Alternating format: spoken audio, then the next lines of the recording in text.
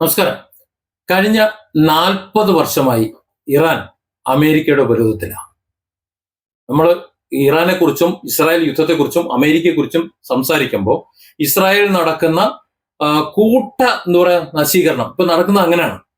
അത്രയ്ക്ക് വലിയ ആക്രമണമാണ് അവിടെ നടക്കുന്നത്, ഇറാൻ നടത്തിക്കൊണ്ടിരിക്കുന്നത്. ഇസ്രായേൽ ഒരിക്കലും പ്രതീക്ഷിക്കാത്ത അത്തരം പരാക്രമങ്ങൾ ആണ് ഇറാൻ അവിടെ നടത്തിക്കൊണ്ടിരിക്കുന്നത്. അതായത് അമേരിക്ക കാരണമാണ് ഈ ഇസ്രായേൽ നശിച്ചുകൊണ്ടിരിക്കുന്നത് കൂടി ചിന്തിക്കണം. ഈ ഇസ്രായേൽ അല്ല ഉപരോധം ഏർപ്പെട്ടിട്ടുള്ള, അമേരിക്കയാണ് ഇറാന്റെ മേൽ ഉപരോധം ഏർപ്പെടുത്തുന്നത്. അമേരിക്ക പറയുന്നു, ബാക്കിയുള്ളവർ അനുസരിക്കുന്നു. കാരണം അയാളാണല്ലോ ബോസ്, അങ്ങനെ അനുസരിക്കുന്നു. പക്ഷെ ഈ 40 വർഷം കൊണ്ട് ഇറാനിൽ എന്താണ് സംഭവിച്ചത് എന്ന് അമേരിക്കയ്ക്ക് മനസ്സിലായില്ല, അതുകൊണ്ട് തന്നെ ഇസ്രായേലിന് മനസ്സിലായില്ല. അവർ ഒറ്റ കാരണമാണ് ഇവിടെ അമേരിക്ക ആകെ നക്ഷത്രക്കാലാണ് ട്രംപ് എങ്ങനെയെങ്കിലും ഇതൊന്ന് അവസാനിപ്പിച്ച് പോയാൽ മതി എന്ന നിലയിലേക്ക് എത്തിച്ചതും. അവിടെ ഇസ്രായേലിൽ ഇത്രയധികം വളരെ നാശനഷ്ടം ഉണ്ടാകുമ്പോൾ ഒരിക്കലും അവർ കരുതാത്ത അത്ര ഒരു അപകടങ്ങളും മറ്റു കാര്യങ്ങളൊക്കെ ഉണ്ടായിക്കൊണ്ടിരിക്കുമ്പോൾ ജീവനല്ലേ പോലെ ഇത് അവിടെ പൗരന്മാരല്ലേ, മറ്റുള്ള ജനതയെ പോലെ അല്ല ജൂത ജനത എന്ന് പറയുന്നത്. അവർക്കൊരു അഡീഷണൽ ഒരു മതം മാറിയുള്ള വരലില്ല. ഒരു ജനത നഷ്ടപ്പെട്ടതാ. ഇത്രത്തോളം വലിയ നാശനഷ്ടം അവിടെ നടക്കുന്നത്.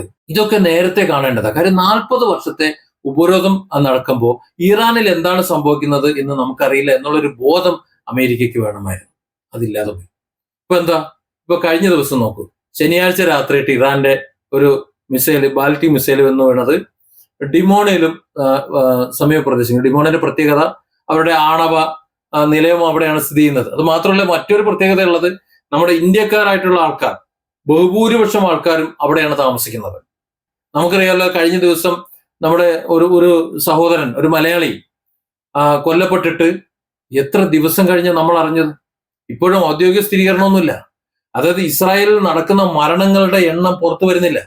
4000 പേർക്ക് പരിക്ക് പറ്റിയ ഒരു ബിൽഡിംഗ് ഇടിഞ്ഞു വീണതെന്ന് പറയുന്നുണ്ട്. 4000 പേർക്ക് പരിക്ക് പറ്റിയെന്ന് ഔദ്യോഗികമായിട്ട് പുറത്തു വരണമെന്നുണ്ടെങ്കിൽ 40,000-നും മീതെ കാര്യങ്ങൾ നടക്കണ്ടേ? എന്നാലേ അത് പുറത്തു വിടുള്ളൂ. ഒരു 100-200 പേര് മരിച്ചു എന്ന് പറയണമെന്നുണ്ടെങ്കിൽ 2000 പേരെങ്കിലും മരിക്കണ്ടേ? ഓരോ ജീവനും വിലപ്പെട്ടതല്ലേ? പക്ഷെ ആ കാര്യത്തിൽ ഇറാൻ കുറച്ച് നേരും നിറയും കാണിക്കുന്നുണ്ട്. അവർ പറയുന്നുണ്ട്, ഞങ്ങളുടെ നേതാവ് അയത്തുള്ള ഖൊമൈനി കൊല്ലപ്പെട്ടു, അതുപോലെ മറ്റുള്ളവർക്കൊക്കെ പരിക്ക് പറ്റിയിട്ടുണ്ട്, അത് ഞങ്ങളുടെ ഇന്ന സ്ഥലത്ത് ബോംബ് വീണിട്ടുണ്ട്, ഇന്ന സ്ഥലം തകർന്നിട്ടുണ്ട്, ഞങ്ങളുടെ ഇന്ന വിമാനം അവർ വെടിവെച്ചിട്ടിട്ടുണ്ട്, ഞങ്ങളുടെ ഇന്ന സ്ഥലത്ത് അക്രമം സംഭവിച്ചിട്ടുണ്ട്.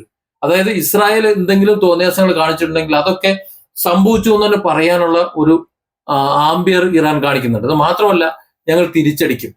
തിരിച്ചടി എന്ന് പറഞ്ഞാൽ അങ്ങനെ, നിങ്ങൾ തുടങ്ങി വെച്ചു കഴിഞ്ഞാൽ ഞങ്ങളായിരിക്കും അവസാനിപ്പിക്കുക. പിന്നെ ഞങ്ങളെ നിയന്ത്രിക്കാൻ വരരുത്, ഞങ്ങൾ എന്താ ചെയ്യാന്ന് പറയാൻ പറ്റൂല. ഞങ്ങളോട് എന്ത് ചെയ്തു കഴിഞ്ഞാലും തിരിച്ച് അതേ നാണയത്തിൽ ഞങ്ങൾ തിരിച്ചടി തരും, അതിനുള്ള ശേഷി ഉണ്ട് എന്ന് പറഞ്ഞു. ഇന്ന് പുറത്തു വരുന്ന റിപ്പോർട്ട്, ഇപ്പോൾ ഇസ്രായേലിലുള്ള റിപ്പോർട്ടുകൾ സാധാരണ പുറത്തു വരില്ലായിരുന്നു. ഇന്ന് പുറത്തു വരുന്ന റിപ്പോർട്ട് എന്ന് പറഞ്ഞാൽ ഇതുവരെ ഉണ്ടായ നാശനഷ്ടം പോലെയല്ല. ശനിയാഴ്ച രാത്രി നടന്ന അക്രമത്തിലെ കാര്യങ്ങൾ സംഭവിക്കുന്നത്. ഇപ്പൊ ഇന്നലെ രാത്രി നടന്ന ഇറാന്റെ ആക്രമണത്തിലെ അവിടെ സംഭവിച്ചത് വളരെ ഭീകരമായിട്ടുള്ള ഇത്. ബങ്കർ ബസ്റ്ററിനും തോൽക്കും, അത് തോക്കും എന്നാ പറഞ്ഞ അമ്മാതിരിയുള്ള അടിയാണ് അടിച്ചേക്കുന്നത്. അവിടെ മരണപ്പെടുന്നതൊക്കെ പുറത്തു നിൽക്കുന്നവരല്ല, ബങ്കറിൽ അഭയം പ്രാപിച്ചവരും ബങ്കറിനുള്ളിൽ ജീവിക്കുന്നവരുമൊക്കെ. ചിലരൊക്കെ കെട്ടിടം മുഴുവൻ ഇടിഞ്ഞു വീണ് ബങ്കർ അടഞ്ഞു പോയിട്ട് പുറത്തേക്ക് വരാൻ കഴിയാത്ത ദുരിതാവസ്ഥ അവിടെ ഉണ്ട്. ഇതൊക്കെ എവിടെയാണ് ഇതിന്റെ എൻട്രൻസ് എന്ന് അറിയാതെ രക്ഷപ്പെടുത്തി വരുമ്പോഴേക്കും കുറെ പേർക്ക് പരിക്ക് പറ്റിയവർ കുറെ മരിച്ചു പോകുന്ന കേസുകൾ, ഇങ്ങനെയൊക്കെ റിപ്പോർട്ടുകൾ വരുന്നുണ്ട്. പല റിപ്പോർട്ട്. ഇതൊക്കെ ചോദിച്ചു വാങ്ങുന്നതല്ലേ? ഇറാൻ ഒരിക്കലും ഇസ്രായേലിനെ അടിച്ചിട്ടില്ലല്ലോ. ഇറാൻ ഒരിക്കലും അമേരിക്ക അടിച്ചിട്ടില്ലല്ലോ. അമേരിക്കയ്ക്ക് ചില ബിസിനസ് കണ്ണുകളുണ്ട്. ഞാനത് മറ്റൊരു വീഡിയോയിൽ പറയാം. എണ്ണയുമായി ബന്ധപ്പെട്ടിട്ട് അമേരിക്ക ചില കണ്ണുകളുണ്ട്. ആ അമേരിക്ക അതുകൊണ്ട് ഇസ്രായേലിനെ കരുവാക്കുന്നതാണ്. അത് മറ്റൊരു വിഷയമായതുകൊണ്ട് ഞാൻ മറ്റൊരു വീഡിയോയിൽ പറയാം. ഏതായാലും ഇറാന്റെ നദാൻസിന് നേരെ, അവരുടെ ആണവ നിലയത്തിന് നേരെ ഇസ്രായേൽ തൊടുത്തുവിട്ട ഒരു മിസൈൽ, ഒരു ബോംബ്, അതിന് പ്രത്യാക്രമണമാണ് തൊട്ട കൈക്ക് കൊടുത്തത്. പക്ഷെ ഇറാൻ ഇങ്ങോട്ട് കൊടുക്കുന്നതൊക്കെ 10 ഇരട്ടിയാണ്, 1-ന് 10 ഇരട്ടി എന്ന്. ഒരിക്കലും അവർ ചിന്തിക്കാൻ കഴിയുന്നതിന്റെ അപ്പുറത്തേക്കാ വരുന്ന ആക്രമണങ്ങൾ, പ്രത്യാക്രമണങ്ങൾ എന്ന് പറയുന്നത്. തവിട് പൊടിയാകാൻ. നേരത്തെ ഇറാൻ പറഞ്ഞിരുന്നത്, ഞങ്ങൾ ഇതുവരെ തന്നുകൊണ്ടിരുന്നതൊക്കെ പഴയതാണ്. കാര്യം കുറെ ആയുധങ്ങളൊക്കെ ഞങ്ങൾ സൂക്ഷിച്ചു വെച്ചിരുന്നല്ലോ. ആ സൂക്ഷിച്ചു വെച്ചിരുന്ന ആയുധങ്ങളൊക്കെ എന്ത് ചെയ്യണമെന്ന് അറിയാതെ വെച്ചിരുന്നതാണ് ഞങ്ങൾ ആദ്യം നിങ്ങളെ മേലെടുത്തിട്ട് പൊട്ടിച്ചത്. ഇനി ശരിക്കുള്ളത് വരാൻ പോകുന്നതേ ഉള്ളൂ. ഇപ്പൊ കഴിഞ്ഞ ദിവസം ഒന്നുമല്ല, ഡാൻസ് കളിച്ചുകൊണ്ട് വരുന്ന മിസൈലുകളെന്ന് ഒരു വഴി ആണ് ഇങ്ങനെ പോകുന്നത്. അപ്പൊ ആ റൂട്ടിൽ അറിയാവുന്നത് കൊണ്ട് മിസൈൽ വേദ മിസൈലുകളൊക്കെ തൊടുത്ത് വിട്ടുകൊണ്ട് അതിനെ നശിപ്പിക്കാൻ കഴിയുമായിരുന്നു. പക്ഷേ ഡാൻസ് കളിച്ച് പോകുമ്പോൾ ഇത് ഏത് വഴി പോകുമെന്ന് പറയാൻ പറ്റൂലല്ലോ. എങ്ങനെയാണ് പോകുന്നത് പറയാൻ പറ്റാത്തത് കൊണ്ട് മിസൈൽ വേദ സംവിധാനങ്ങൾക്ക് തർക്കം കഴിയണില്ല. അതായത് 2 അമേരിക്കൻ ബേസുകളുണ്ട് ഇറാനിൽ നിന്ന് ഇസ്രായേൽ എത്തുന്നതിന് മുമ്പ്. പിന്നെ 5 പ്രതിരോധ സംവിധാനങ്ങൾ ഇസ്രായേലിനുണ്ട്. ഈ 5 2 7 സംവിധാനങ്ങളെ മറികടന്നിട്ട് വേണം ഇസ്രായേലിൽ ചെന്നിട്ട് ഇറാന്റെ ഒരു മിസൈൽ പതിക്കാൻ. ഒരു കാര്യം കൂടെ നമ്മൾ മനസ്സിലാക്കേണ്ടത്, ഇറാന്റെ സാറ്റലൈറ്റ് സംവിധാനങ്ങളൊക്കെ, അതായത് ഇറാൻ ഉപയോഗിച്ചിരുന്ന സാറ്റലൈറ്റ് സംവിധാനങ്ങളൊക്കെ അമേരിക്ക വിച്ഛേദിച്ചേക്കാം. അവർക്കൊന്നും കിട്ടുന്നില്ല. കാര്യം അമേരിക്കയെ സംബന്ധിച്ചിടത്തോളം അവരാണ് ലോകത്തിന്റെ എല്ലാം ആയി കിടക്കുന്നത്. അത്തരം സംവിധാനങ്ങളൊക്കെ ഇറാന് നിഷേധിച്ചിരിക്കുകയാണ്. ആ സമയത്തും എങ്ങനെയാണ് ഇറാൻ കൃത്യമായി, അതായത് ഇറാൻ തൊടുത്തുവിടുന്ന മിസൈലുകൾ ഇസ്രായേൽ ചെന്ന് വീഴുന്നത് വളരെ കൃത്യമായിട്ടാണ്. കൃത്യമായ പോയിന്റ്, എവിടെയെങ്കിലും കണ്ണും പൂട്ടി അങ്ങോട്ട് അടിക്കല്ല. വിടുന്ന ഓരോ മിസൈലുകളും കൃത്യമായി പോയിന്റ് ചെയ്ത് വിടുന്നു. അത് കൃത്യമായി അവിടെ വീണ് പൊട്ടുന്നു. അതുകൊണ്ട് തന്നെ വലിയ നാശനഷ്ടങ്ങളാണ്. ഇപ്പൊ ഇന്നലെ രാത്രി ഡിമോണയിൽ വീണിട്ടുള്ള മിസൈല്, ആ മിസൈൽ കൊണ്ട് മാത്രം ഇസ്രായേലിന്റെ കണക്ക് പ്രകാരം 47 പേർക്ക് പരിക്ക് പറ്റിയെന്ന് പറയുന്നത്. ഇസ്രായേലിന്റെ ഔദ്യോഗികമായ കണക്ക് പുറത്തു വരുന്നത് 47 പേർക്ക് പരിക്ക് പറ്റിയെന്നാണ്.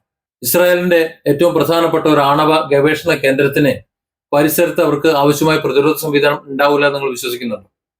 അപ്പോൾ അത്രയും കർശനമായിട്ടുള്ള പ്രതിരോധ സംവിധാനങ്ങളെ തകർത്തെറിഞ്ഞുകൊണ്ട് അവിടെ ഒരു മിസൈൽ വീഴണമെന്നുണ്ടെങ്കിൽ അവരുടെ പ്രതിരോധ സംവിധാനങ്ങൾ ഒന്നുകിൽ തകർന്നു, അതല്ലെങ്കിൽ അതിനെ അതിജീവിക്കുന്ന രീതിയിലുള്ള സംവിധാനങ്ങൾ ഇറാന് ഉണ്ട്.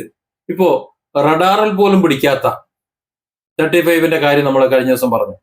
അതായത് അത്രത്തോളം സൂക്ഷ്മമായി സഞ്ചരിക്കുന്ന, ഇന്നുവരെ ഒരു അറ്റാക്കിനെ പോലും നേരിടേണ്ടി വരാത്ത അവരുടെ ഫൈറ്റർ ജെറ്റുകളൊക്കെ ഇറാൻ പുഷ്പം പോലെയാണ് വലിച്ചു താഴെയിടുന്നത്. ഇത്രയും വലിയ സാങ്കേതിക വിദ്യ അവരെങ്ങനെ നേടി? അതായത് ഇറാന്റെ ഒരു അവസ്ഥ എന്താണ്, അവരുടെ സൈനിക ശക്തി എന്താണ്, അവരുടെ ബുദ്ധി എന്താണ് എന്നതിനെ കുറിച്ച് ആർക്കും ഒന്നും അറിയില്ല. കാരണം അവരെ ഉപരോധിച്ചിട്ടേക്കാണ്. അവരെന്തൊക്കെയാണ് ഉത്പാദിപ്പിക്കുന്നത്, എത്രത്തോളം ഉത്പാദിപ്പിക്കുന്നത് അവർക്കറിയില്ല. ഇറാനെ 10-40 വർഷമായി ഉപരോധിച്ചിടുമ്പോൾ നാളെ അമേരിക്ക അവർ കയറി അടിക്കുമെന്നും ഇറാഖിനെ ആക്രമിച്ചതുപോലെ തങ്ങളെ ഭരണപരമായി പുറത്താക്കാനും അധിനിവേശ സർക്കാരായി അവർ മാറാനും ഒക്കെ സാധ്യതയുണ്ട് എന്നും അറിയാത്ത പൊട്ടന്മാരൊന്നും അല്ലല്ലോ ഇറാനിലുള്ളവര്. അതുകൊണ്ട് തന്നെ ഒരു ആയത്തുള്ള ഖമനയെ കൊന്നാലോ അല്ലെങ്കിൽ അതുപോലെ മറ്റാരെങ്കിലും കൊന്നു കഴിഞ്ഞാലോ ഒന്നും നടക്കില്ല. അവരൊക്കെ അതിനുള്ള മറുമരുന്ന് അവിടെ ചോദിച്ചിട്ടുണ്ടാവും. കാര്യം ഒരു ഭരണ സംവിധാനത്തിൽ ഒരു ഏകീകൃത സിസ്റ്റം ആയിരിക്കില്ല. അതൊക്കെ ഭരിക്കാൻ വേണ്ടിയിട്ട്, അവരുടെ ആഭ്യന്തര മേഖല ഭരിക്കാൻ വേണ്ടിയിട്ട്, അവരുടെ രാജ്യത്തെ കയറി ആരെങ്കിലും അടിച്ചു കഴിഞ്ഞാൽ അതിനെ തിരിച്ച് അങ്ങോട്ട് കൊടുക്കാൻ വേണ്ടി വികേന്ദ്രീത ഭരണമായിരിക്കും അവർ കൈയാളിയിട്ടുണ്ടാക്കുക, അവർ ചെയ്തിട്ടുണ്ടാക്കുക. അതുകൊണ്ടാണ് ഒരു തരത്തിലും അവരുടെ ഭരണകർത്താക്കളെ വധിക്കുന്നതോ നേതൃത്വത്തെ വധിക്കുന്നതോ ഒന്നും അവരുടെ യുദ്ധ നിലപാടുകളെ, ആ പ്രവൃത്തിയെ ബാധിക്കാത്തത്. അതായത് ഇസ്രായേലോ അമേരിക്കയോ ഇങ്ങോട്ട് ഒന്നിട്ടാൽ 1ന് 10 എന്ന നിലയിൽ ഇങ്ങനെ അടിച്ചു തിമിർക്കാൻ പറ്റുന്നത് വലിയ നാശമാണ് ഇസ്രായേൽ സംഭവിച്ചിരിക്കുന്നത്. വാർത്തകൾ പൂർണ്ണമായിട്ടും പുറത്തു വരുന്നില്ല, പക്ഷെ പുറത്തു വരുന്ന വാർത്തകൾ അതിഭീകരമാണ്. ഡിമോണയിൽ താമസിക്കുന്ന ഏകദേശം 7500ഓളം വരുന്ന ഇന്ത്യൻ ജൂതന്മാർ, അതായത് ഇസ്രായേലിൻ പൗരന്മാരാണ് കേട്ടോ. ഇന്ത്യയിൽ നിന്ന് പോയിട്ടുള്ള അവിടെ താമസിക്കുന്ന ഇന്ത്യൻ ജൂതന്മാർ ഏതാണ്ട് 7500ഓളം പേരാണ് ഡിമോണയിൽ താമസിക്കുന്നത്. അവരൊക്കെ ഭീതിയിലാകാൻ സാധ്യത, എന്തൊക്കെ സംഭവിച്ചെന്ന് അറിയില്ല. ഇനി അവരുടെയൊക്കെ വാസസ്ഥലത്ത് മിസൈൽ പതിച്ചിട്ടുണ്ടോ, പരിക്കുകൾ പറ്റുണ്ടോ, അത്തരം വിവരങ്ങളൊന്നും അറിയില്ല. ഈ 47 പേർക്ക് പരിക്ക് പറ്റിയെന്ന് ഇസ്രായേൽ ഔദ്യോഗികമായിട്ട് പറയുന്ന അതിൽ ഈ ഡിമോണയിലെ ഇന്ത്യൻ വംശജര് അല്ലെങ്കിൽ യഹൂദന്മാര് പെട്ടിട്ടുണ്ടോ എന്നറിയില്ല.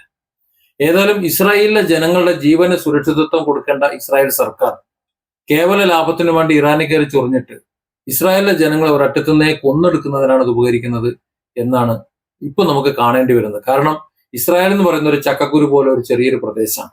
ആ പ്രദേശത്താണ് ഇത്രയധികം ജനങ്ങൾ അവിടെ തിങ്ങിപ്പാർക്കുന്നത്. ഇന്ത്യയിൽ നിന്ന് ഏകദേശം 18,000ഓളം പേര് അവിടെ താമസിക്കുന്നുണ്ട്. ഡിമോണയിൽ മാത്രം ഏതാണ്ട് 7,500ഓളം പേര് അവിടെ താമസിക്കുന്നുണ്ട്. പിന്നെ ഇസ്രായേലിലെ ക്രിസ്ത്യാനികൾ, മുസ്ലിങ്ങൾ, അവരൊക്കെ ഇസ്രായേലിലല്ലേ, അവരൊക്കെ ഇതിന്റെ ഫലങ്ങൾ അനുഭവിക്കുന്നില്ലേ. ഏതായാലും ഈ യുദ്ധം അവസാനിപ്പിക്കേണ്ട ഉത്തരവാദിത്വം ഇറാനിലല്ല, ഇത് ഇസ്രായേലും അമേരിക്കയും ചേർന്ന് എടുക്കേണ്ട തീരുമാനമാണ്. കാരണം അവരാണ് തുടങ്ങി വെച്ചത്, അവർ തന്നെ നിർത്തണം. അവർ നിർത്തിയില്ല എന്നുണ്ടെങ്കിൽ ഇത് ലോകത്തിന് വലിയ നാശമായിരിക്കും. ഇസ്രായേലും ഇറാനും മാത്രമല്ല, ഇറാനിൽ വലിയ നാശനഷ്ടം ഉണ്ടാകുന്നുണ്ട്, അതിനേക്കാൾ വലിയ നാശനഷ്ടം ഇസ്രായേലിൽ ഉണ്ടാകുന്നുണ്ട്. പക്ഷേ ഇതിനേക്കാൾ വലിയ നാശനഷ്ടം ലോകത്തിന് ഉണ്ടാകുമെന്ന കാര്യത്തിൽ സംശയമൊന്നുമില്ല. Different angles. Don't forget to subscribe and support this channel.